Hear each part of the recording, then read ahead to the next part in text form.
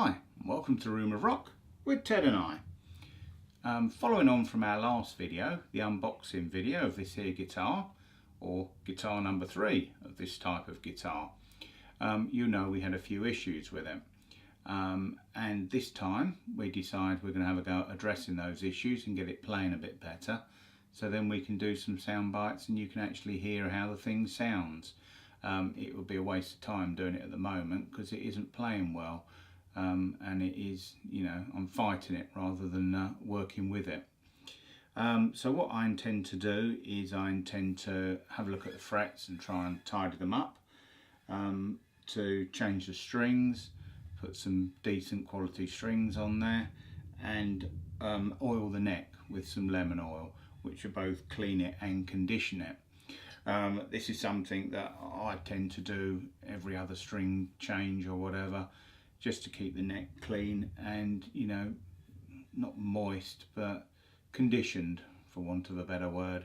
It's something you do with rosewood or ebony boards. You tend not to do it with maple, I don't think, because it'd discolour them, and some of them are lacquered anyway, dependent on the guitar. I mean, I'd seek advice on this.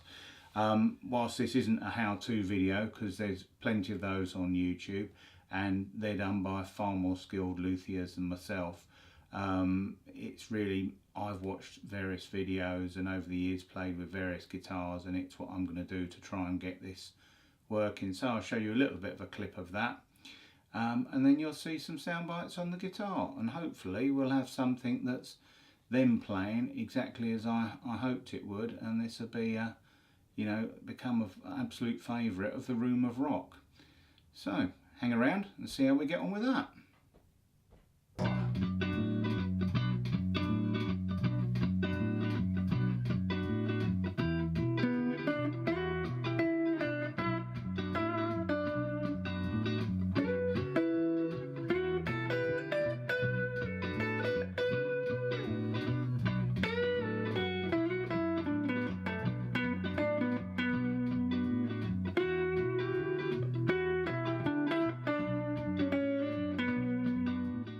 Well, we're now downstairs and we've got this on the dining room table.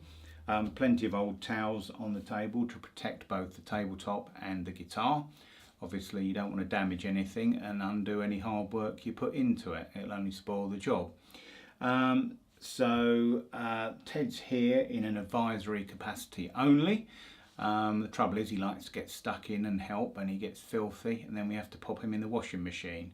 Then he's really into sit. Can't take the credit for that joke. That's my friend Les Hewitson from a song he wrote called He's in the Washing Machine. Anyway, still a good joke. So the first thing we're going to do, we're going to take the strings off the guitar, assess the frets and assess the fingerboard, just see what's going on there. As I mentioned previously, the strings are rubbish, they're fit only for the bin, and I do think they're contributing to part of the problem on the guitar. Well, the first thing I'm going to do, because of this style of guitar with the bridge the way it is, I'm going to put a bit of tape across the back of the guitar, so if the tailpiece does move off at any point, because it's only held on by the string tension, then there's no risk to it marking the guitar body. On something like a Telecaster or a Stratocaster you don't need to do that, but with the Gibson Tune-o-matic bridges and the wraparound bridges there is a danger that parts fall off, because it's not like, because normally if I restrung the guitar I do one string at a time, then it keeps everything in place, but because I need to be able to get to the fretboard, then I need everything out the way. So first thing will be a bit of decorator's masking tape across the back of the guitar. So that's what I'm going to do now.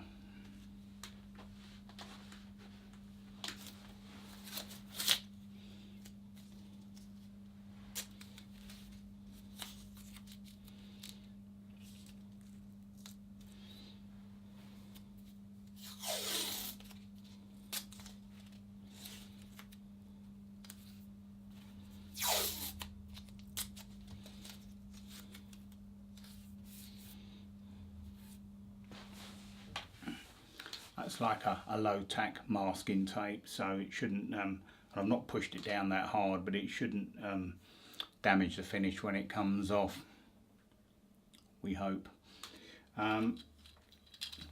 neat little gadget. I don't know whether you can see that, but it's a 3-in-1 kind of tool. You've got a string winder here, a little pair of snippers at the end there to cut your strings off, and then you've got a bridge pin hook for on acoustic guitars, just to hook off the things. It's just one of those things. It's kind of handy little gadget to have in your guitar case or whatever, just for a guitar string changing. I used to have a separate winder and a separate pair of side cutters, which is a bit more bulky, so I'm hoping this little gadget will replace those and make it all a bit more portable, I suppose. Right, so let's get those strings off.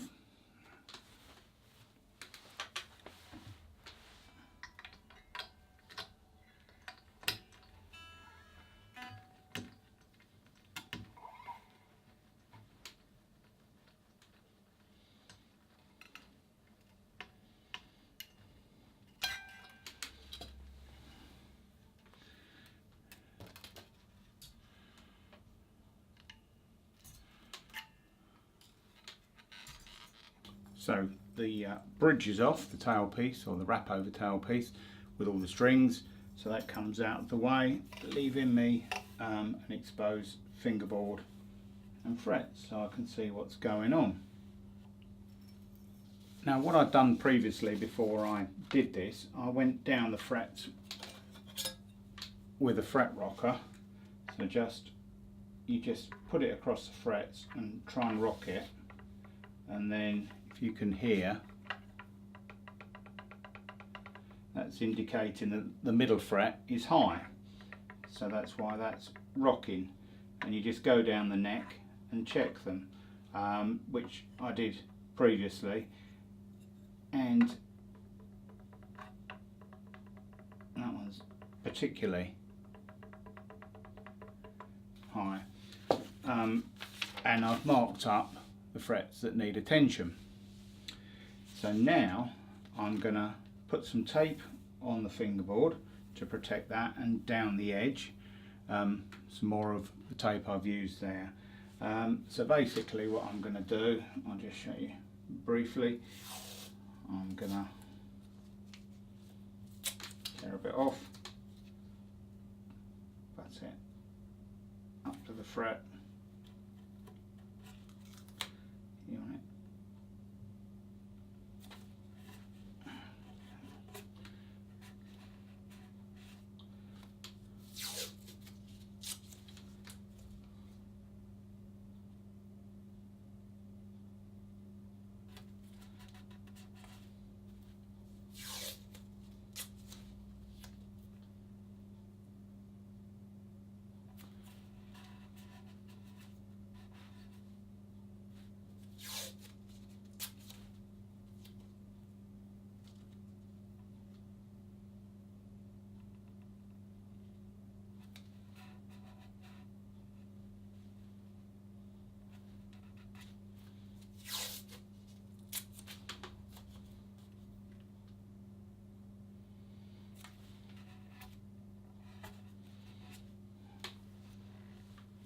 I don't know if you can see that, but the frets are exposed, but I'm putting protective tape to protect the fingerboard, not only for any marking maybe from any abrasives used, but from any debris getting pushed in with your finger oil or whatever.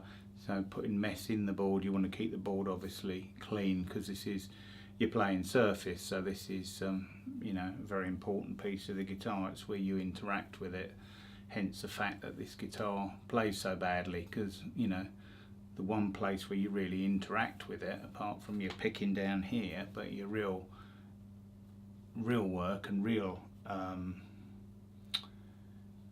bond with the guitar is obviously on the strings and on the fingerboard and the frets, and if they're not right, basically the guitar's not right. So I'm now gonna go down the neck and tape it all up, so there's no danger of me marking the fingerboard. Now you'll see that I've masked up all the fingerboard, leaving the frets exposed. I put some on the horns of the guitar because due to the nature of the neck, I'm going to be working right down here, and obviously it's a set neck, so the neck can't come off, so I don't want anything to slip and just catch the finish on the guitar. And the other thing I've done, if you can see, I've put some up here, so if anything slipped, it's not going to clout the nut, it'll more slide off of it, because I've put some tape that way, making like a little ramp there just to protect the nut from anything clouting it. So, looking at my list, we've got fret number 3, and I'll just double check that. So 1, 2, 3.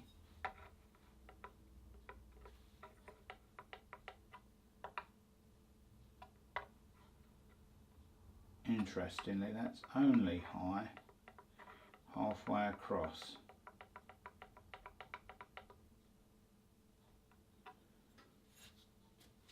So I'll show you what I'm going to do to try and correct that. So what I'm doing now is I'm just double checking that I've got this right. Never hurts to double check. So for example, my first fret is 3, 1, 2, 3. I've put the fret rocker on it and it's rocking. Now it isn't rocking on the bass side of the neck, only on the treble side. So what I've done, I've taken a marker pen and marked the fret here really up to where I think it needs a little bit of material taken off. Next fret on my list is number 4, so number 4. Now funnily enough, that's the opposite. The treble doesn't seem too bad, but as it gets up, it gets atrocious on the bass side. So, and obviously if I'm taking material off of fret 3, that might rectify part of fret 4's problem, so something to double check. Fret 5, flip the rock around. That's good. Next one, so 1, 2, 3, 4, 5, 6.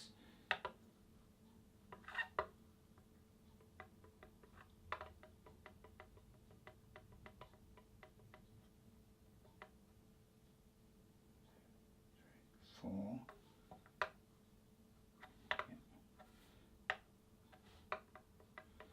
5, 6, 6 on the bass side again.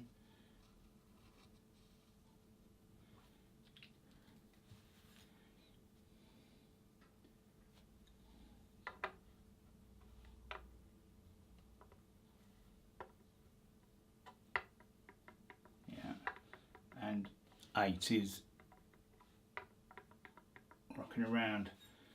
I think the fella that did this fret dress and setup needs his lumps felt.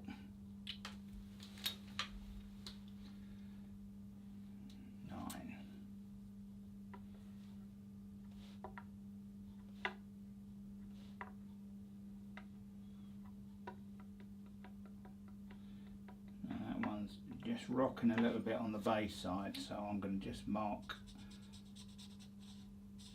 the bass side of the fret.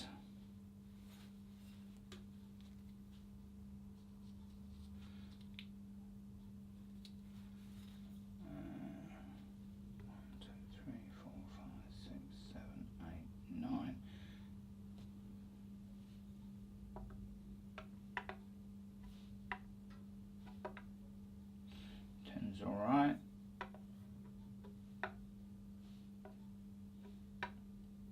11's alright,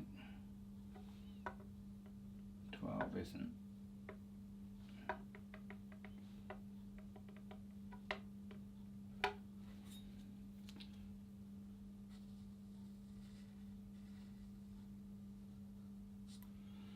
Right, 12's rocking.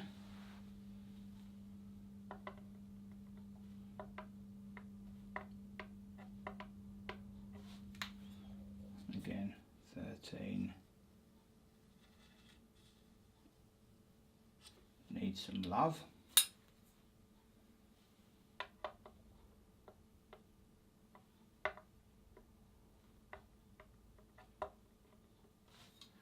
$14.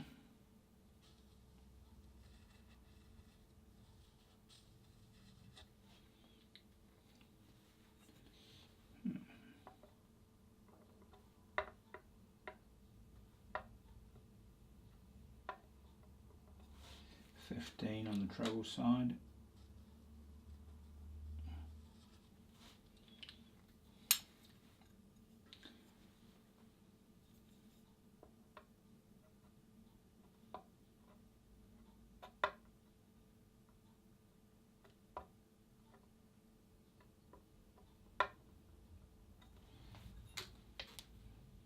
On the treble side.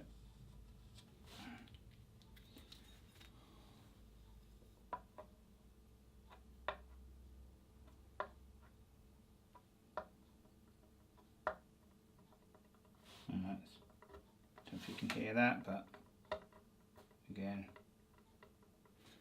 17, deeply nasty on the bass side.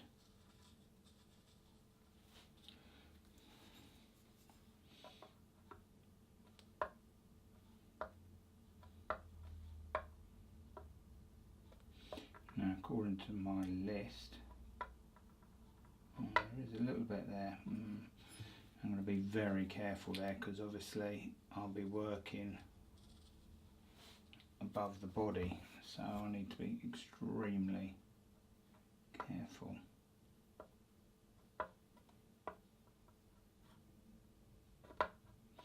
Right, so that's all the frets checked and the marked up where I think they need some material removed. Next stage is, this is a fret crowning file. I've not used it before, it's a new toy in the Room of Rock. And I don't know whether you can see that, you probably can't. I'll try and maybe move in, don't know what it'll do, but that's got three semicircles or concaves in it of different depths for different types of fret, and it's got like a diamond material in there, abrasive, so that you can just keep the crown shape of the fret, because the fret should be a crown and you want to be playing off the top of the fret. So all I'm going to do is gently run that across the fret to try and take a little bit of material off. This will leave a fairly rough finish which will need sanding down and polishing later on, but it's a start point to get the level right. In terms of this will take the material off, anything else is purely keeping the finish smart. So yeah, looking at that, I think I'll use the smallest of the concaves, or whatever you want to call it, recesses.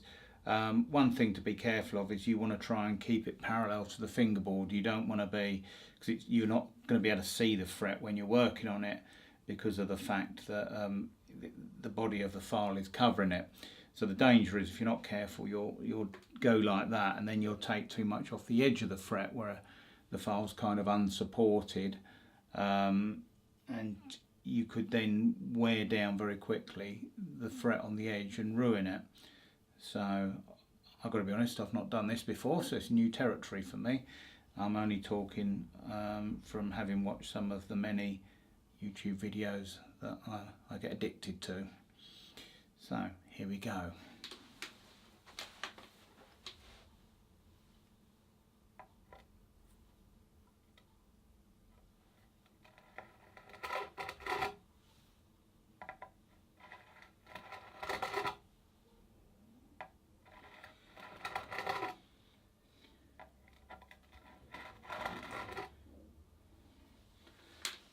I'm being very careful because I have no concept of the feel of the tool yet, so that's still rocking, so I know I've not over egged it.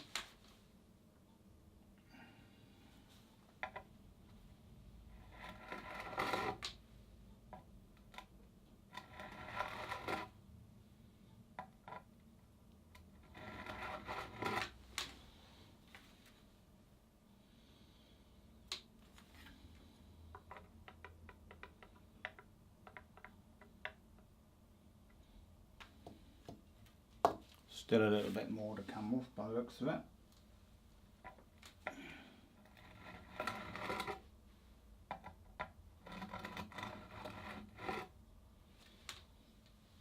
Getting to the point now where the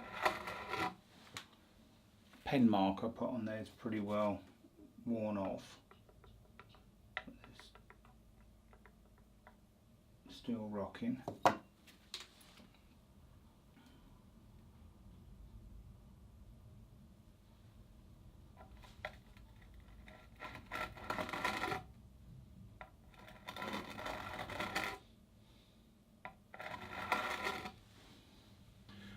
One thing I should have done initially was mask the pickup off, because whilst you're filing anything down you don't want any filings getting on the magnet from the pickup, because it'll be the devil's own work to get rid of it. So luckily I was right up this end of the neck, a long way away from it, but the danger gets more real as you get further down the fingerboard. And also I've gone in for a bit of magnification now. I don't know if you can see that, in homage to Stu Mac and their luthier, who's often on here with various videos. Obviously a very capable man. I think Dan's his name, but I thought if it's good enough for Dan, it's good enough for the Room of Rock.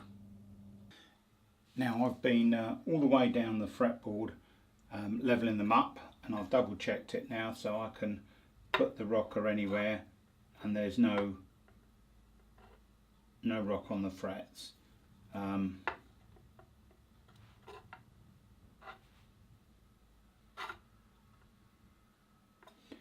So whilst the frets now in relationship to each other level, they're take that off. They're by no means playable. They're very rough. What I'll do, I'll move the camera in a bit and you can see the state they're in now. And now the thing is, first thing to do for me is going to be to get the hoover out and hoover up any of the mess, because there's metal filings about, and the last thing you want to do is get them into the guitar anywhere, or into the finish of the guitar if you put your guitar down onto something sharp. And so I'll clean the mess up, and then the next step is starting to polish up the frets to get them nice and smooth to play on. Hopefully that's focusing up and you'll be able to see, you can see certainly the metal filings there where I've gone down the neck.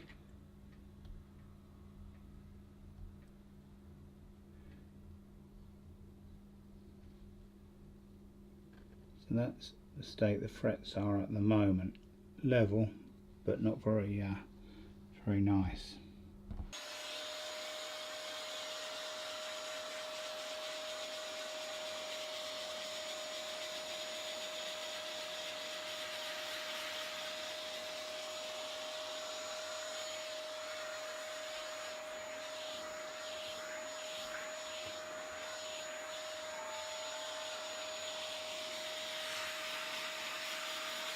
Well, the next stage now after levelling them is going to be to shine them up, and the first step, it's going to be using various grades of sandpaper or wet and dry. Actually it's wet and dry, to gradually smooth them off to get them up to a nice smooth shiny playing surface. Now to aid protecting the frets, I'm going to use these things which are called fret guards. I don't know if you can see those. They're basically pieces of pressed steel that you put over the fret, so that when you're rubbing you've got metal there to make sure that you're not going to do any damage to your fingerboard. I found that when these arrived, they're very cheap. They were pressed steel and there was one edge had a burr on it, so it could have scratched the surface of your fingerboard. So I've already just taken a bit of emery paper and buffed that edge up. I mean, you maybe don't need to do that, you just need to make sure that you put the smooth side to the fingerboard, but it's easier if they're both smooth sides, so that there's no danger of getting the wrong side down in the heat of battle and marring your fingerboard. So I've just already been over these with a bit of wet and dry and just taken any burrs off of them so they're smooth both sides. So the next thing I'm going to do is get some probably 320, I think this is, a little bit of 320, and just go down the frets just to start the polishing process. Obviously the ones I haven't touched, I'm not going to do that because I'd make the finish worse than it already is. I'll start going on to those frets once I've got the ones that I've levelled to about the same condition, then we'll get an even playing field. So all I'm going to do is just tear myself off a little bit of V130.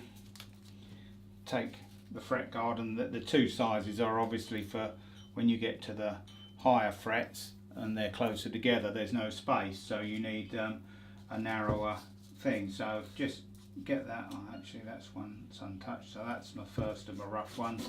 So just up and down it.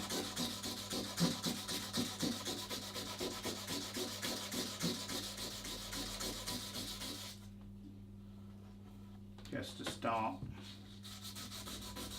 improving it. That's a rough one.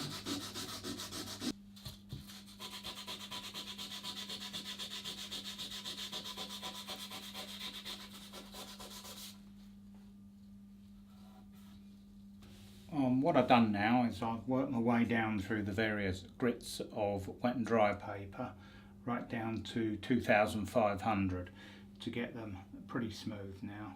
I mean, I think at that stage I could put the strings on and give it a go, but what I'm going to do, I saw a tip on YouTube on Crimson Guitars' website, and they said to give them a final polish up with a bit of metal polish to just give them that final buff.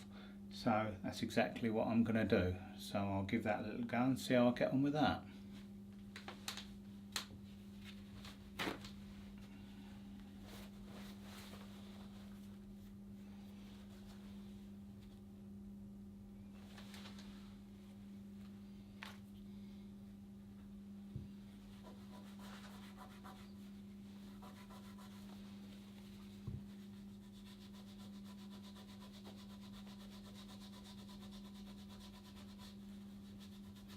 Of course, whilst you're doing this and you've got the polish out, if you were working on an old guitar and some of the chrome hardware maybe is a little tarnished, maybe you could carefully give it a lick up with some polish. But that's just an aside. You might like the slightly patinaed look that the older guitars got. I myself do. I don't know whether you can see that, but that's the frets now. They've been polished up with a bit of well, chrome polish basically. Hopefully you can see that, but they've come up pretty good. I would say, you know, if provided it all plays okay and I haven't done anything to upset the guitar even more, that's a job well done. And the finish on those frets is possibly now a lot better than you'd get on a high-end guitar straight out of the factory, because of the time it's taken me to do it. It's taken a few hours of patiently filing away, polishing away, but you know, when you think that the result should last for years, it's well worth investing a few hours in your guitar at this stage. Right, next thing I'm going to do, I've taken all the tape off the neck. I'm just going to give the fingerboard a little bit of a wipe over with some lighter fluid, just to get any residue off, and then I'll lemon oil it. So just a little tiny bit of lighter fluid, just to get any muck out of the neck.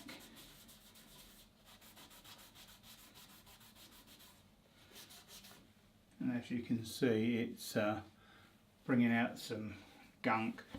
Funnily enough, for a new guitar, when I first started playing it, every time you picked it up, you'd end up with filthy fingers.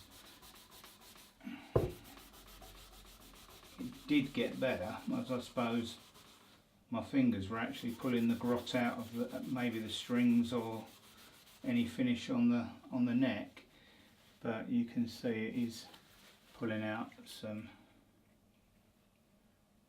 I'm just not using a lot, just a little spot, just moistening the board rather than making it wet, and maybe any polish that just got worked down the edge of the masking tape.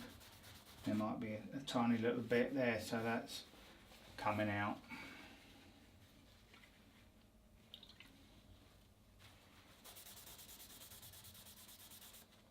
As I say, just to wipe over with a very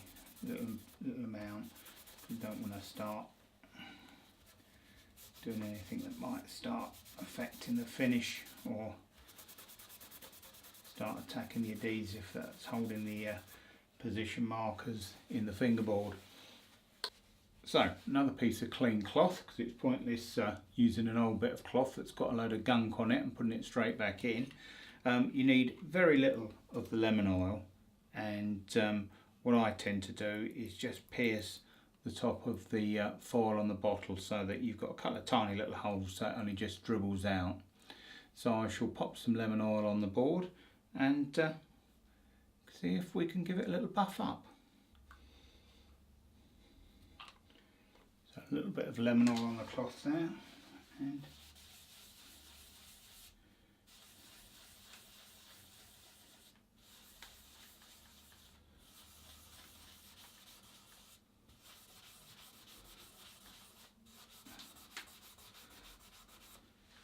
the board does look very dry, but in reality, if it's, you know, at the factory had as little attention as this one appears to have had, then they're not going to have conditioned the neck.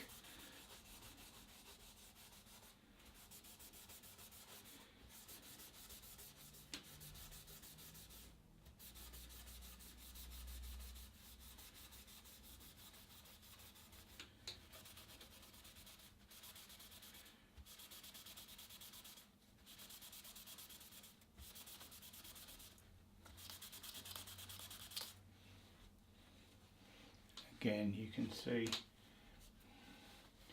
gunk on there, whether that's lemon oil or whether it's drawing stuff out of the wood.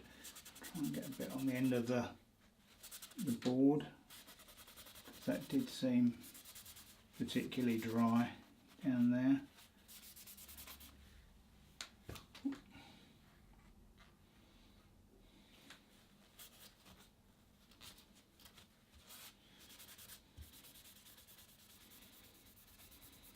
Well, that's sat on there for a minute or two now, so now I'm going to get a clean pad of cloth and just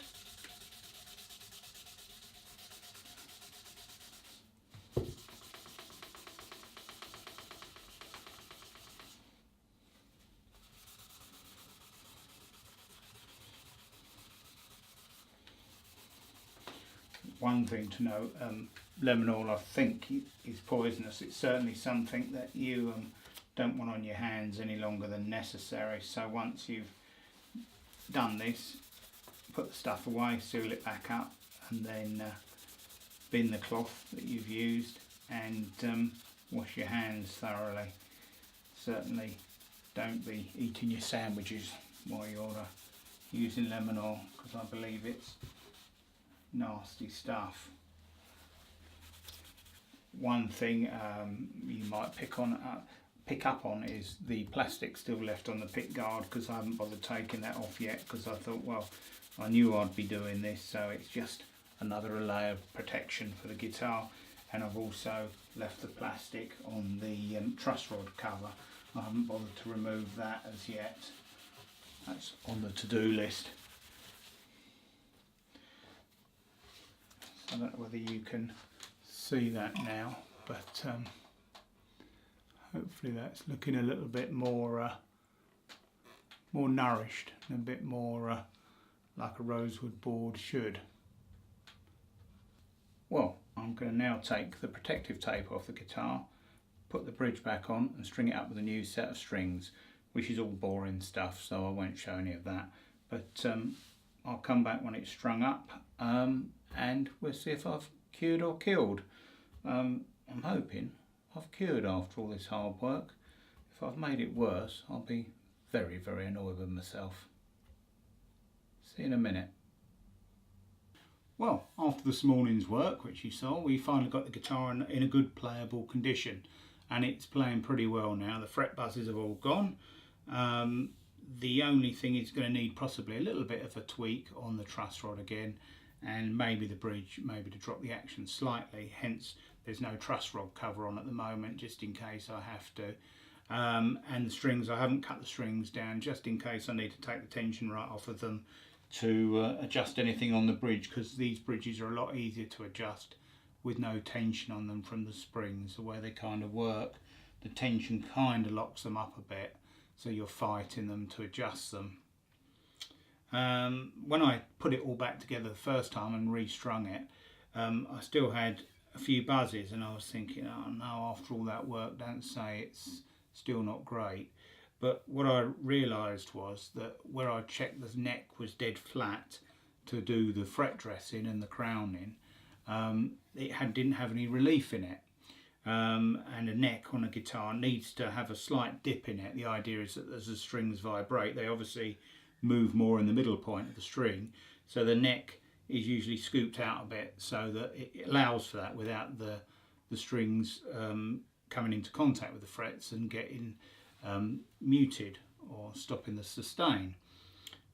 So I looked at it, checked it and thought, so I took a quarter of a turn off the truss rod to take tension off, so that meant the string tension then could bring the neck slightly forward, and the buzzes have all gone. It's now, you know,